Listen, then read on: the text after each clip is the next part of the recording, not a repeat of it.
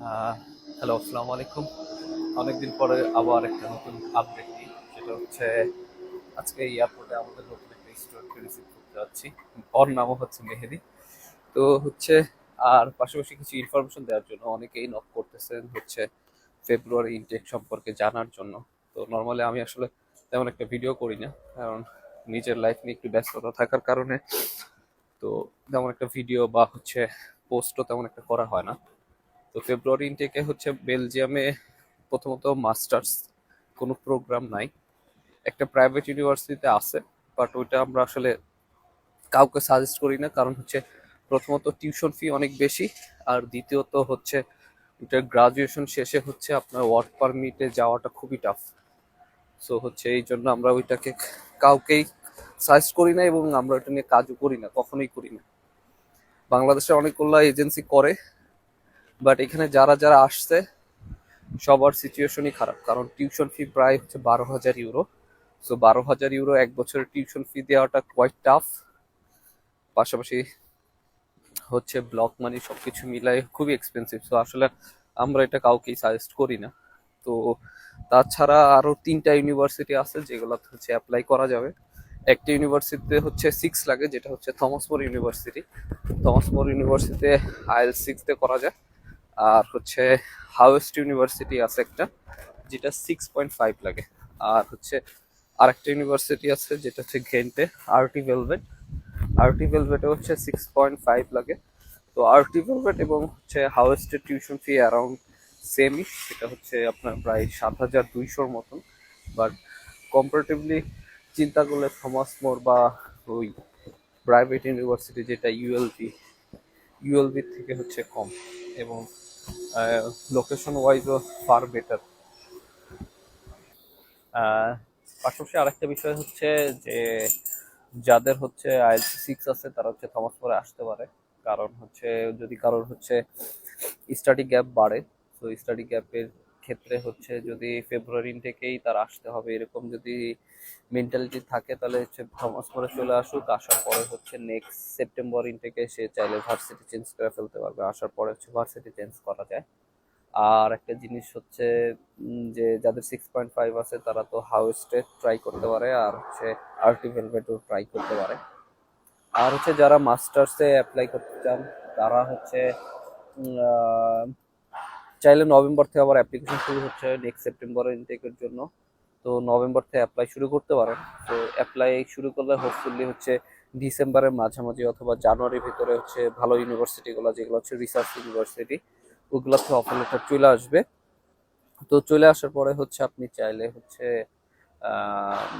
মার্চের ভিতরে হচ্ছে ভিসা অ্যাপ্লাইয়ের কাজগুলা, ভিসা অ্যাপ্লিকেশনের কাজ এবং ভিসা সবকিছু কাজ শেষ করে ফেলতে পারেন। আসলে দিন শেষে ভিসা পাওয়াটাই হচ্ছে মূল বিষয়। যদি ভিসা পান তো আপনার ক্লাস সেপ্টেম্বর থেকে শুরু হইলেও সমস্যা, আপনি হচ্ছে জুলাই আগস্টের ভিতরে হচ্ছে বেলজিয়াম চলে আসলেন, তো আপনি সেপ্টেম্বর থেকে ক্লাস শুরু করতে পারবেন।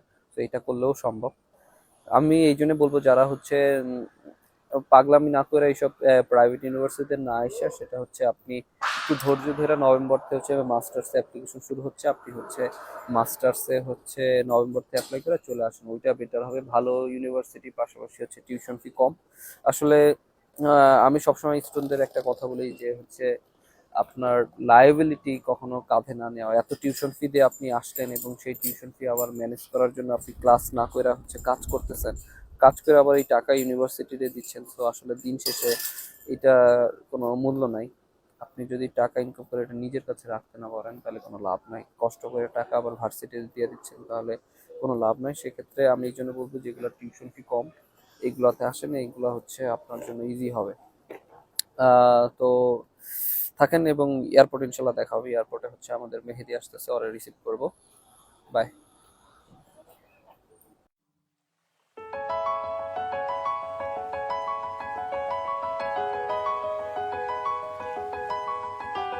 আহ, তো আমরা এখন হচ্ছে এয়ারপোর্টে আছি। মেহেদি হচ্ছে আমাদের বাংলাদেশ থেকে আসছে।